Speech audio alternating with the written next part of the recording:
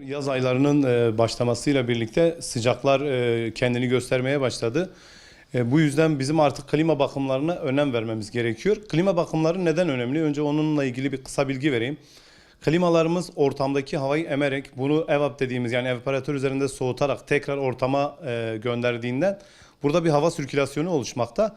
Orada yaşayan insanların da bu hava sirkülasyonundan zarar görmemesi için klimalarımızı belirli periyotlarla yani 6 aylık veya 1 yıllık kullanma bağlı olarak bakımlarının yapılması önemli.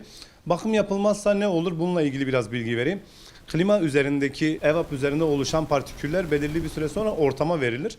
Bu lajyoner dediğimiz hastalığa neden olur. Yani halk dilinde akciğer olarak bilinen akciğer hastalığına neden olabilir. Bu yüzden toplu yaşam alanlarında ve evlerimizdeki yaşam alanlarımızda kullandığımız klimaların bakımlarını belirli periyotlarla deneyimli insanlara yaptırmamız önem taşımaktadır.